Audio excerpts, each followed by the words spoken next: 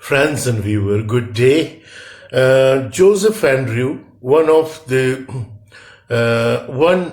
including one of the best novels of Henry Fielding. Just before, previously in one of my previous video, I had discussed about Tom Jones, also one of the best novel of Henry Fielding, and today we are going to discuss about Joseph Andrews. So let us see what had written Henry Fielding about Joseph Andrew. The narrator of this story introduces Joseph Andrew, who is the brother of famously virtuous woman named Pamela.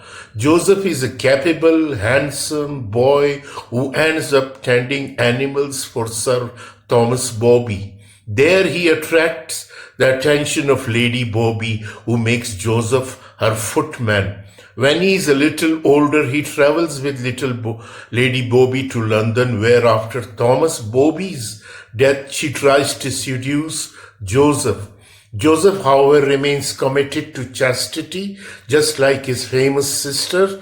This annoys Lady Bobby, and when her screaming maid, Lady Slipslop, tells lies about Joseph being a scoundrel, she uses it as an excuse to fire Joseph. Joseph heads back from London to the country, hoping to see his long-time love, Fanny. She uses to be a chambermaid for the Bobby family, but Joseph hasn't seen her for a year. On his way back, however, Joseph is mugged and robbed of everything, even his clothes. He suffers serious injuries and ends up at the inn of Mr. Tovus, where everyone believes that Joseph will soon die. Only the kind chambermaid Betty gives Joseph any aid. Joseph does eventually recover, however, and at the inn he happens to run into his old friend Abraham Adams, a bookish person who always carries round a copy of the works of Aeschylus. Abraham Adam hopes to sell some books of his sermon in London, but as he checks his bag, he realizes that his wife, Mrs. Adam, replaced several of his books in his bag with a shirt. He decided to go back to fetch his sermon, which means that he and Joseph will be traveling in the same direction.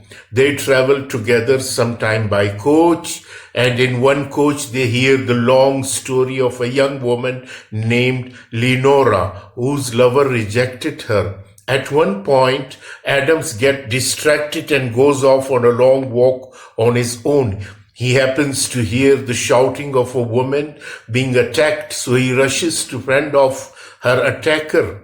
It turns out this woman is Fanny, the very woman that Joseph was looking for. Adam takes Fanny back to a local inn where Joseph and Fanny are joyfully reunited. The next day, Adams struggled to pay their bill at the inn, but he finally managed to get a loan from a poor peddler.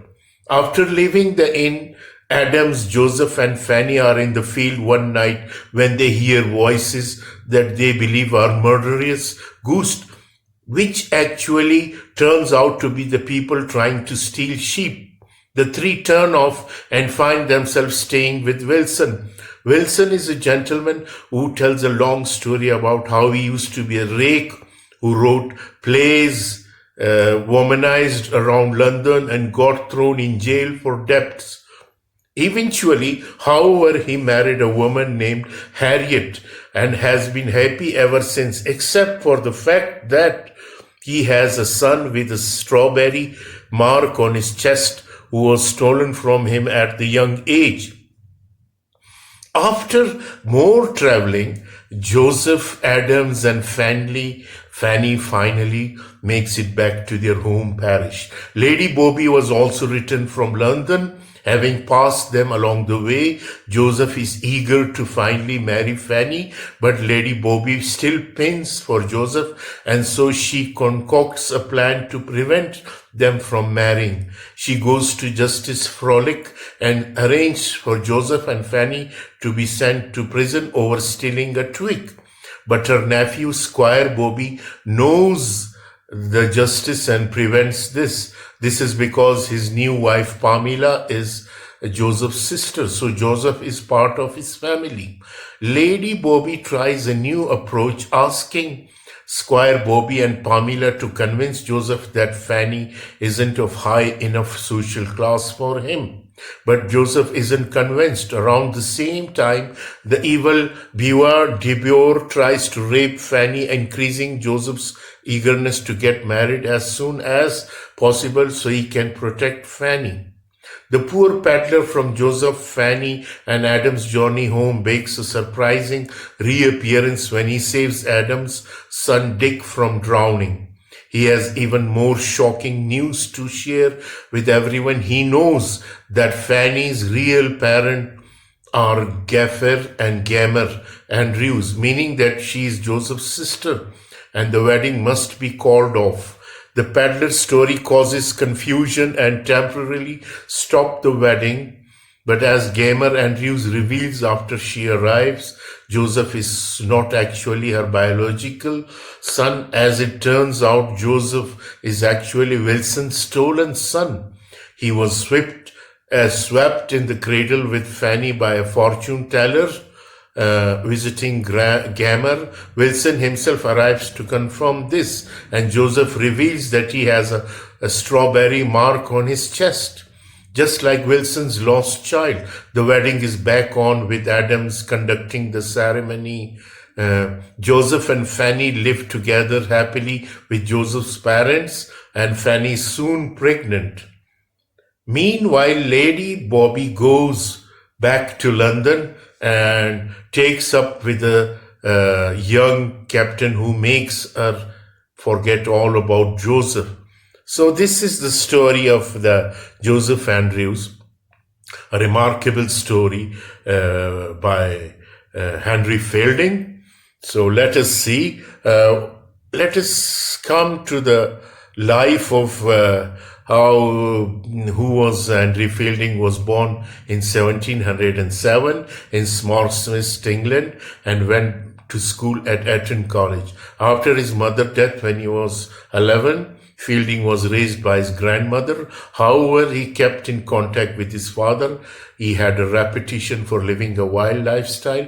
At the age of 18, he tried to abduct his rich cousin Sarah Andrews on the way to church in order to marry her against her parents' wishes, but her family foiled the attempt. After studying classics and law, he got his start as a writer working in the theatre in London. Many of his work contained elements of satire, and at the time he wrote under a pseudonym to hide his identity. His major success was Shamila, anonymously published Samuel Richardson novel Pamela. Fielding followed a year later, so in 1749, which remains his famous work. He was of poor health.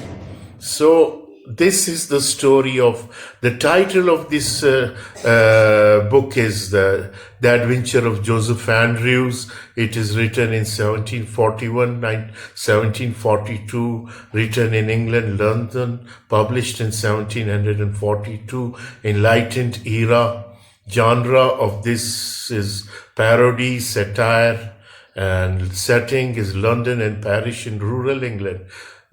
Climax: Joseph marries Fanny. Antagonist and the villain of this novel is Lady Bobby. Point of view is first person.